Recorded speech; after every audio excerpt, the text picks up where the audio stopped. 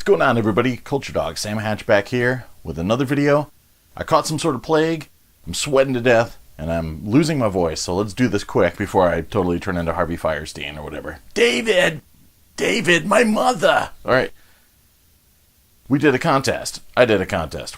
Everybody that joined in on it. Thank you. I did hit 2,500 subscribers, as I predicted, and yesterday was the last day for entering in the contest. And we do have a winner, so we're going to talk about that shortly. But I figured I did get a couple Laserdiscs. We'll make this a Laserdisc update video as well. Just super quick. Peter Biancardi, also known as Biancardi Claus. Shoutouts to Peter! Hooked me up with some cool stuff. And of course, as he always does, he packaged it with a bunch of buffer, package discs that doesn't matter if they break in shipping. I mean, they're precious LDs. So he put a bunch of weird stuff in there too, just so he can get rid of them. I know what he's up to. So we'll show you those. Yes, something for everybody. Mikhail Baryshnikov's The Nutcracker. Yeah, and digital and whatnot. So that's a thing. Also, Paris Opera Ballet. 6 ballets. That's 4. Plus 2 more. Count them. 6 ballets. Gotta catch them all. So, that's the thing. It's a triumph, so says the New York Times, so it's got to be right. Featuring the stars of the Paris Opera Ballet. So famous, they didn't even list who they were. So that's cool. And, LumaVision put this one out. Reader's Digest presents Nature's Symphony. This is like one of those things you would find like on vinyl or something like that. Yeah, it's a bunch of classical music set to stunning imagery from around the country. So, there you go. Maybe around the world. Just says nature. Nature's everywhere, so I guess around the world. And what other packaging nonsense did he give me? Oh, Vienna in Music from Will Boskowski. So, that's actually not nonsense. Vienna's cool. So, there you go. I'm feeling cultured. I'm the culture dog, and now I'm getting cultured. This is like a London release, so some Decca action. Probably sounds great. That's the sad thing. There was a lot of opera and classical discs. I mean, from high-end manufacturers, like the same stuff you'd read about in Stereophile. So these great CDs would have these Laserdisc counterparts. And, they were pretty sought after from audiophiles. But now, nobody wants these things because everybody is collecting Laserdiscs, just wants, $1 commons or horror movies or late releases or whatever. And this stuff is completely off their radar. So I occasionally run into guys on Craigslist trying to sell batches of 100 of these, and it's just like toxic sludge. Nobody wants any part of it. We'll get back to Peter in a second, but there's a little side route here. Ren from Laserdisc Forever, where I did join up again. I promised Ilya, the Shadow Man, that I promised somebody else that if he went back to the group, I don't know if I promised him directly, but I promised somebody if he went back to the group, I would join back, and I couldn't make a liar out of myself, and he joined up again. But I think he got booted off Facebook for 30 days anyway, so now I'm just in there by myself, and my buddies, of course. So yeah, you can find me on Laserdisc Forever again. We'll see how it goes. Taking it, one day at a time. But Ren had a quick sale, and I saw this in there, and this was one of the last 2 THX reissues of the Bond series that I needed. This was put out in 1998, and it is THX Dolby Digital, The Spy Who Loved Me, which I just saw in cinemas again recently for the anniversary screening, so the 40th anniversary, which is crazy that is that old. So great, all I need now is Thunderball, and I missed my chance to get a local copy, and there's one on eBay that's like $40. That's always on sale for $40 because nobody's going to spend $40 on it, but maybe someday I'll make an offer for that guy. But the one thing that Peter... Shout out again. Shout out to Ren, and shout out again to Peter for hooking this up. We were talking about Macross stuff. He's totally hooked on. He's taken the Min-May drug. He's gone down the Macross rabbit hole. He's, I think, just finished watching the original series and is looking to watch some of the later stuff. But he actually had 2, come to find out, complete sets of this. The box is a little beat, but whatevs. Macross Plus. This came with, I believe, Volume 1, originally you just got the box in Volume 1, and you could fit all the other titles in there later. And cool Sharon Apple logo on the back. Sharon Apple is this AI superstar. It's like a digital Minmay basically in the series. And I think if you fit all four, you could also maybe fit in the movie version Laserdisc as well. So yeah, I got the first disc, and each one's, they're not CAV because each one's over a half an hour long. This one's about, this one's almost an hour long. Wow, crazy.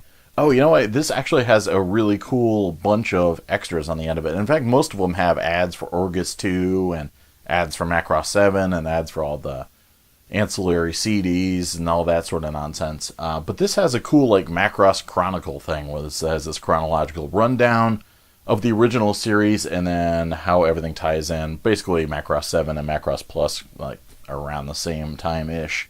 And Macross 2 is this own other splinter universe, since it's not officially part of the canon, apparently. And yeah, so it was cool. I was just talking to Peter about that, about where they all lay in the timeline and when you should watch them all and that sort of thing. And there's a little hand-holding guide on here.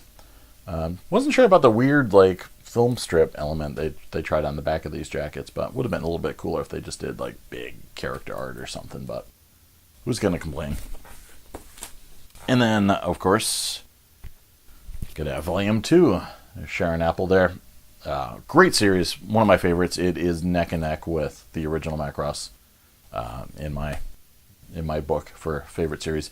It's got a little bit of a different vibe, but still some similar stuff. It's not as much, or not really any alien invasion stuff. So it's more about test pilots and a love triangle and that sort of thing. But really, really good stuff. Volume 3,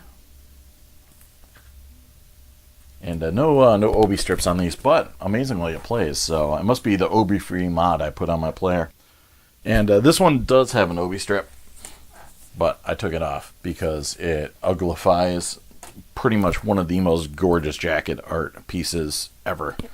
Volume 4, sick! The YF-19 there, the plane Isamu Dyson is testing out. He's flying against Days and Trotty named Gold, who's flying a kind of like mentally operated YF-21, and the whole kind of concept is who's gonna get their ship in production, and it should be one that's fully piloted, or one that's mentally piloted, or one that's maybe run by an evil AI. We'll find out more later. Great stuff.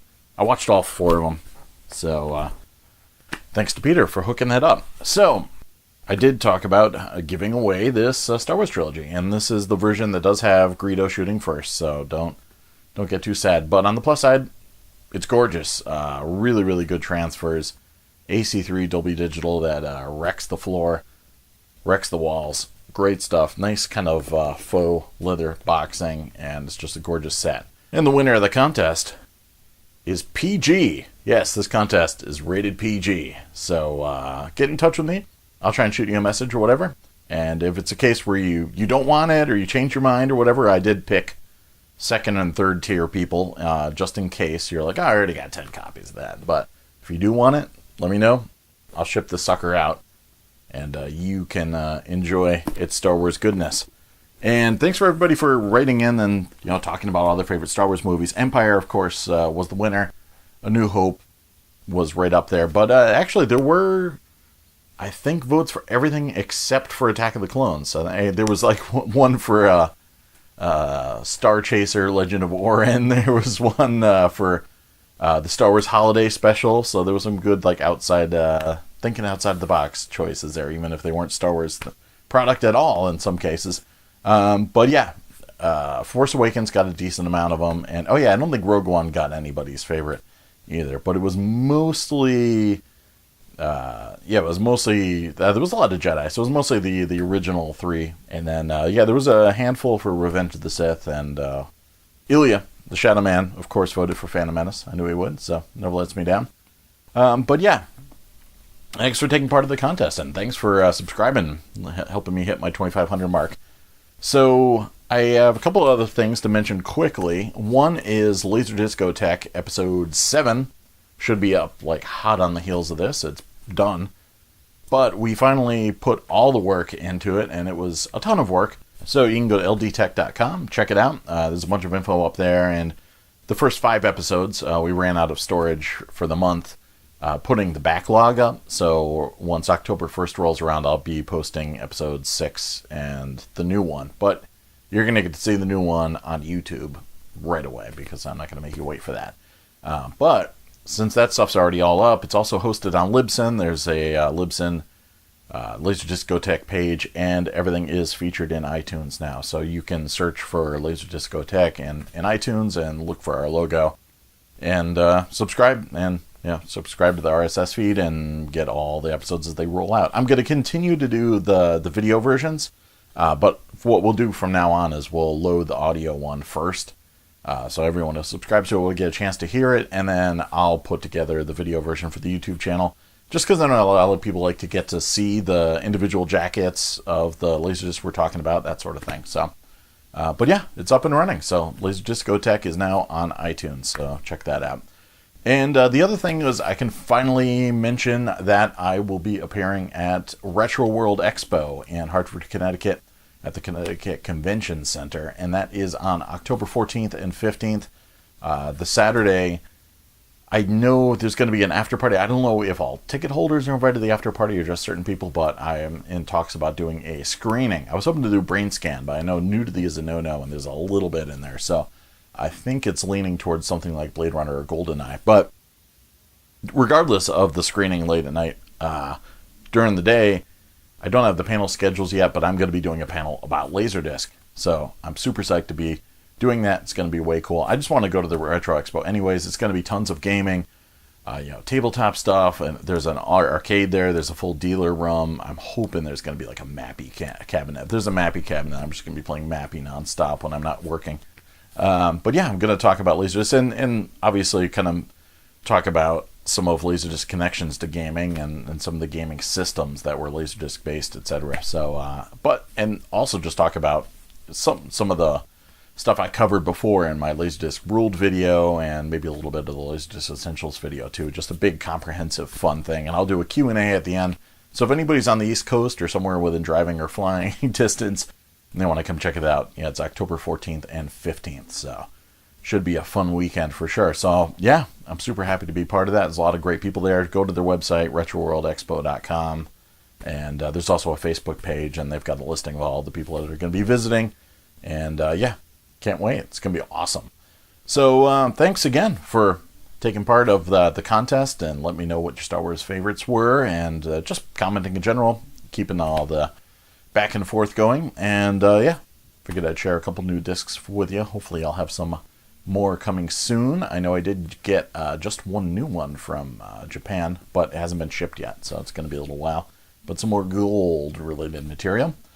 And hopefully you guys enjoy the next episode of Laserdisc Go Tech. If I'm not feeling too horribly, I'll be having that up within a day or two. So, cheers, everyone. I'll talk to you soon. Peace.